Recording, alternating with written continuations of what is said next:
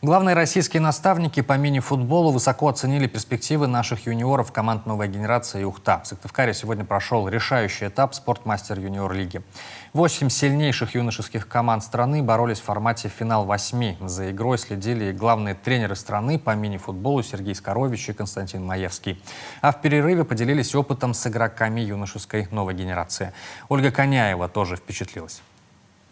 Вы контролируете мяч в своей группе, но когда тренер называет, Константин Викторович говорит цифру 4, мы должны 4 человека объединиться, вот стать 4 человека. Если он говорит 3, значит 3, если 2, 2, ну и так далее, 5, так 5.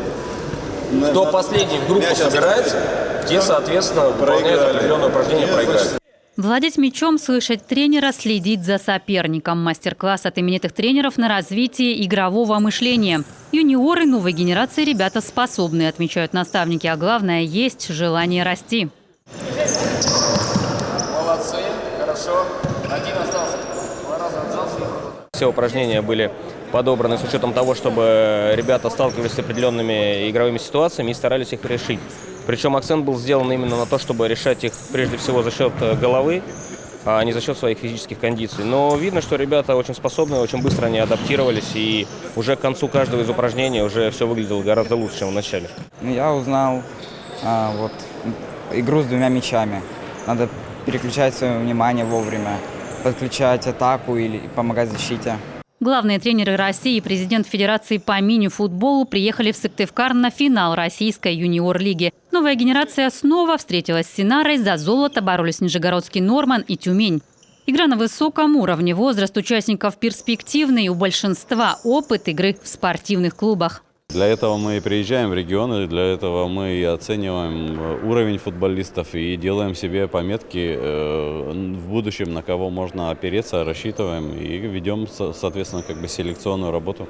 Мини-футбол в России развивается уже 3 десятка лет. Достижений прилично, есть свои герои. Очередь за подрастающим поколением. Вот, пользуясь случаем, ребят, я просто хотел сказать, что вся наша сила, сила ассоциации мини-футбола, сила нашей сборной – это сила в наших традициях.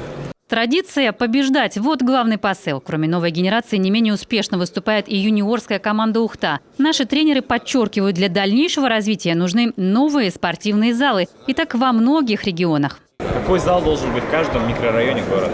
Орбита, Давпан, лесозавод и так далее. Именно такой стандартный зал. Для всех желающих. И коробки на улице и так далее. Наши ребята постоянно в поле зрения и уже сделали шаги к успеху. В прошлом сезоне юношеской суперлиги именно этот состав новой генерации взял золото, обыграв одну из сильнейших команд нашей страны – екатеринбургскую «Синару». Республика Коми, Сыктывкар традиционно являются мини-футбольными регионами в нашей стране, и успехи, которые делают сегодня юношеские команды, просто заставили нас обратить пристальное внимание на то, чтобы приехать и пообщаться с руководством региона, пообщаться с руководством наших клубов и обсудить перспективы развития. В районах Коми тоже вспыхивают звездочки. В сборной регионов новой генерации. Ребята из Жешарта, Ухты, Сосногорска. Тимофей Селезнев – школьник из Емвы. Его брат – профессиональный спортсмен. И сам Тимофей не намерен останавливаться на достигнутом. Добиться хочется большего, вызов в сборную России. В основной команде играть, в Суперлиге. Я, к примеру, уже работал в школе около 10 лет, и мы не так могли конкурировать с командами, как ВИС Синара, Тюмень. Мы с ними играли и, грубо говоря, проигрывали им сильно. Не всегда, конечно, но боролись. А в этом сезоне мы их уже обыгрываем и играем на равных. И есть футбол, то есть мы не играем, не отпинываемся. За одно занятие асом не станешь, но эти 40 минут в компании успешных и опытных могут стать для кого-то новым этапом на пути к профессиональному спорту. Рукопожатие, тренерский совет, заряд мотивации воодушевляют на новые подвиги. Ольга Коняева, Алексей Паршуков, телеканал «Юрган».